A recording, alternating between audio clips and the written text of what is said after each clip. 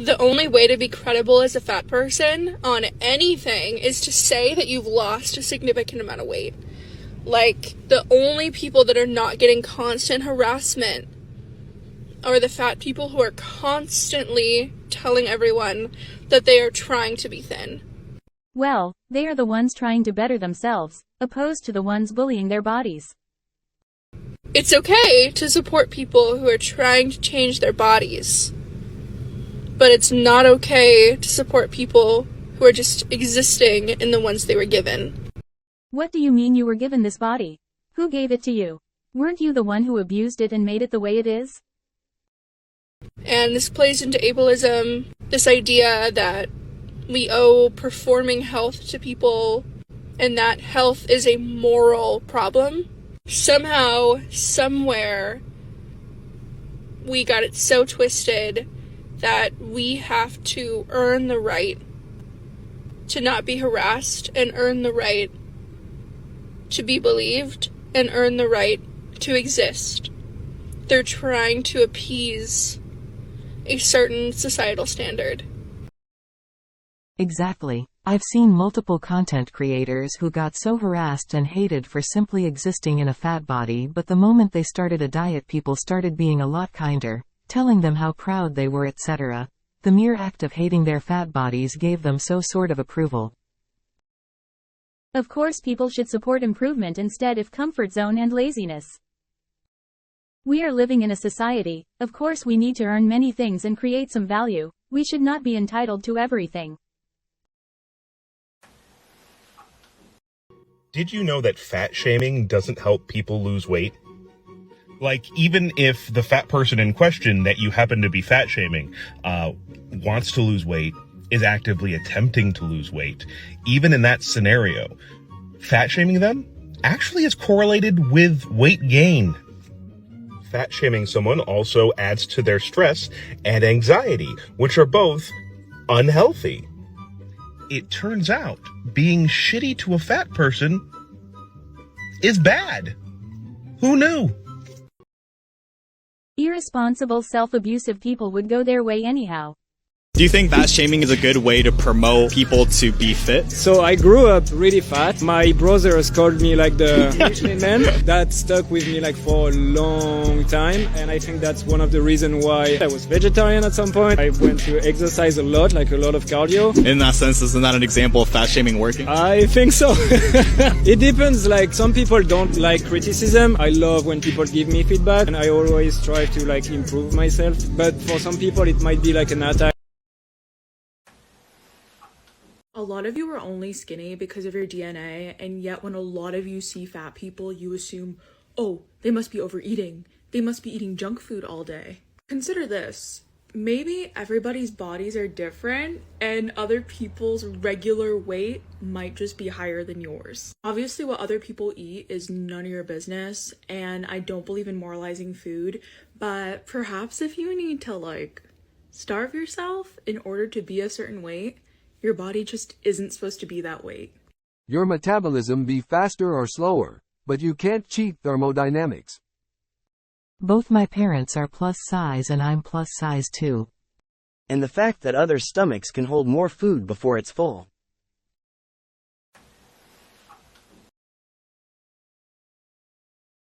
Adore that video.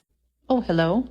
Emphasizing results that don't have to do with what is happening to your body size is one of the key ways of making exercise a sustainable habit for yourself. And I know it's not as sexy as all of the dumb shit social media is trying to make you insecure about with Pilates arms and leggings legs and snatch weights. I know how dry it is for me to sit here and be like, but your bone density and your brain health. But people get so bent out of shape because their body size is not changing from the exercise that they just stop doing it altogether, and now they're no longer getting any of those wonderful results. But how can we measure some of these? Improved longevity? Increased bone density? Decreased health risks? WTF? And I think this is especially true in people in larger body sizes who are exercising regularly. Because people like that commenter are like, but it doesn't look like it though. Your body size and physical appearance are made up of so many components, and physical activity is just one teeny one. Everyone sees results from exercise, regardless of body size. That's true, but wouldn't weight loss be assuring for obese people? Non-scale victories. Diet and exercise are both important, but wouldn't anyone choose good diet if they had to pick one? I really don't understand comments like this, because how is this delusional? How? You can go back on all of my social media accounts, and some of them don't even exist because people are so upset that I am fat and happy on the internet. You can go back on all of my accounts, and you can see how I've gotten thousands and thousands and thousands of hate comments for literally dancing on the internet, but in a fat body. For literally cooking food, but in a fat body. Literally going to festivals, but in a fat body. Literally doing anything online gets people mad. You know why? Because it triggers something in them. Well, I don't know what you mean by delusion, because this is factual. This is my experience. This has happened. You can go back and check the receipts. I know you're not going to do that, but there's proof that my existence, because I'm fat, makes people mad. No, your attitude makes me mad. Sweetheart, you don't get it. Why you think someone care who's skinny who is not? No need to live with a mindset that anyone cares. My quest has taken me through the physical, the metaphysical, the delusional. Do you know how delusional you sound? Can go on an intentional weight loss journey without then talking shit about. You gotta go back and watch Angelina's video. I absolutely adore her, and she's encouraged me to add my 2 cents from a very nuanced point of view. And that was 10 years ago, I lost a lot of weight and I became super fatphobic.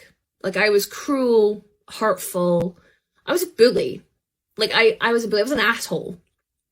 And the reason I believe is because when weight loss is something a lot of people want to do. And when you achieve weight loss, you are put on such a pedestal. You are so revered and applauded. Like, people would tell me all the time, oh my God, you look amazing. Oh my God, you must have such amazing willpower. That diet you're on, I must go on it. It sounds awesome. Side note, no, you don't. It was incredibly unhealthy. Do not go on that diet. But I let them stroke my ego. Of course I did. I've been fat my entire life. No one had ever spoken to me like this before. Okay? No one had ever applauded me. No one had ever looked up to me like this before. It was intoxicating. And so when I would look at my fat friends or fat folks, I'd be like, well, why don't they want what I have? Like, why don't they want to achieve this feeling? Oh, no, they can't. It's because they don't have the same willpower as I do. So therefore, I must be better, right? And when I explain it like that, it is so abundantly clear why this happens. It's so obvious, right? But it still happens. Not excusing it at all. I'm just setting out what the reality of the situation was. So I became the girl who lost a lot of weight. I was an inspiration. My friends would tell their friends my story. They would be like, oh, I have a friend and she lost 8 stone in a year, which is actually exaggerated. Like, I was like this folklore. I was like this mythical creature who achieved the most amazing feat of all, which was to lose weight and become thin. But then the diet stopped working. And I started gaining weight, which is what Angelina says. This is what we know. Diets don't work long term. In fact, this diet irreparably damaged my digestive system that affects me to this day. Okay? Then don't diet, just fast. That's beneficial to your digestive system. And how are your current eating habits better? It is not sustainable. And so I started gaining weight. Massive crisis of self. Because who the fuck am I? Who am I? If I'm not the girl who lost a lot of weight, I'm no longer the inspiration. The compliments stopped coming, you know? Who am I? I gained the weight and then some back. I battled eating disorders. I went to so much therapy.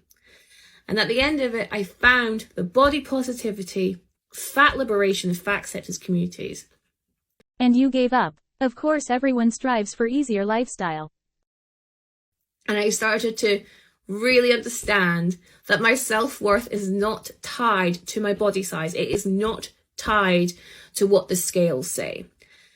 And I recognize I exchanged my empathy, my humanity, my friends, you know, my relationships with friends, potentially, luckily, they still are my friends. Thankfully, fucking hell, they could have cut me out. They should have cut me out. I was an asshole, you know what I mean? But I sacrificed all that in order to align myself with thin privilege, in order to align myself into that in-group, as Angela says, the in-group and the out-group. And then through my recovery, I recognized what I was doing. Now, I can plead ignorance because this happened 10 years ago. I didn't know anything about body positivity.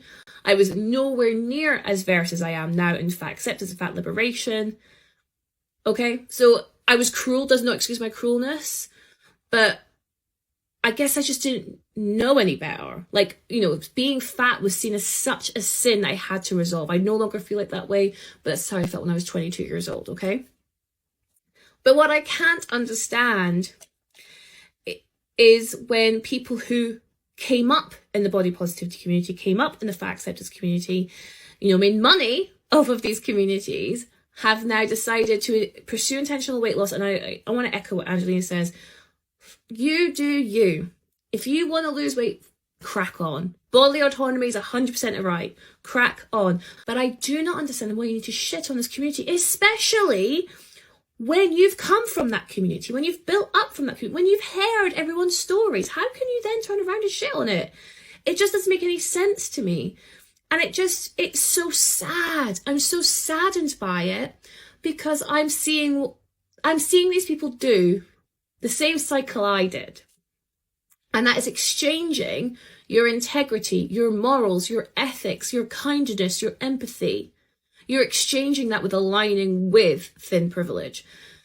But we know that alignment is so flippant, right? So for example, if I was to now say, oh, I am now going to pursue intentional weight loss, I would get a very, very small smidgen of alignment to thin privilege because I get a pat on the back and people tell me, well done, you're doing so well, you're an inspiration, good for you, etc., etc., etc., right? Very small alignment. But say in like 3 months' time, even though I'm trying to lose weight or I've been following a diet and I didn't lose any weight, I would then have that alignment to thin privilege removed because I haven't lost any weight. You see what I'm saying? It is so flippant. What happens when the diets stop working? Which they do. We know they do. What happens when, you know, you get to a point and you hit a plateau? What happens? You lose that alignment to that privilege. It is not worth, I believe, it is not worth throwing your integrity for. I really, really, really believe that. And that's why I feel so sad about the whole situation, about seeing these cycles repeat, and then, you know, fade to black. It's just sad. So you were saying you were a bad person and you stayed one? Got it. And there are many things you can adjust when you hit a plateau. Can I ask what diet were you on at that time? Herbalife. Obesity and anorexia, they're equally unattractive. I just said that so I didn't have to talk about the real issue, which is your morbid obesity.